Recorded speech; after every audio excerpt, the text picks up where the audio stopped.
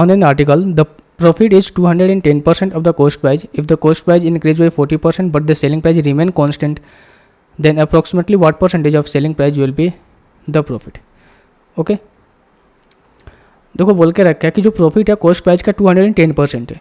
210% का fraction value क्या हो जाएगी, ये हो जाएगी आपकी 210 अपन में 100 मान लो. अगर 100 आपका क्या है, अगर 100 आपका क्या है CP है, इस पर प्रॉफिट कितना हो रहा है 210 का प्रॉफिट हो रहा है. ठीक है 210 का प्रॉफिट हो रहा है. तो हम कह सकते हैं भाई कि CP हमारा 100 रुपये है, तो SP कितना हो जाएगा भाई 210 का प्रॉफिट होगा ना इसमें, तो 310 रुपये हो जाएगा. अब बोल के रखा है कि जो कॉस्ट प्राइस है वो 40% बढ़ जाता है, तो 100 का 40% बढ़ाएंगे कितना हो जाएगा 140. और जो SP है रिमेन कॉन्स्टेंट रहता है यानी कि सेम रहता है. तो अब प्रॉफिट कितना हो रहा है, यानी कि 140 के सामान को 310 में बेचा, यानी प्रॉफिट कितना हो रहा है 0, 5,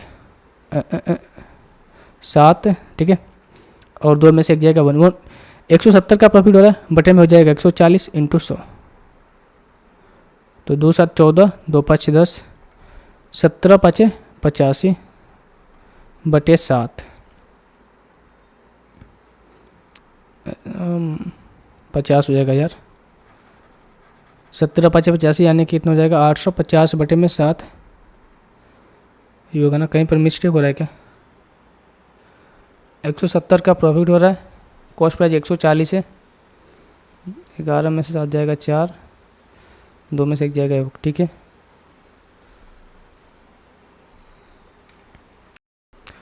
ओ भाई हमें SP पर लाभ प्रतिशत ज्ञात करना है ना, तो ये चीज़ें थोड़ा सा डिफरेंट हो जाएगी. देखो प्रॉफिट हमें तो 170 का मिल ही रहा है, 170 का प्रॉफिट मिल रहा है, लेकिन हमें जो SP पर प्रॉफिट बताना है. ठीक है तो हो जाएगा कितना आपका 170 बटे में कितना हो जाएगा 310 इंटू 100. अगर CP पे बोलता तो हम 140 को लेते हैं, तो हो जाएगा 1700 बटे में 31. कितने बार में जाएगा 5 बार में चला जाएगा, 5 कम 5 15 यानी 155. और एक ही ऑप्शन है ऑप्शन नंबर 1. तो हम कह सकते हैं कि 55% जो है इस क्वेश्चन का आंसर हो जाएगा. यानी कि हमें SP पर प्रॉफिट पूछाएगा. देखो what percentage of selling price will be the profit. ठीक है सेलिंग प्राइस प्रॉफिट का परसेंटेज बताना है, तो हमें सेलिंग प्राइस को नीचे रखना पड़ेगा. कितना हो जाएगा 55%.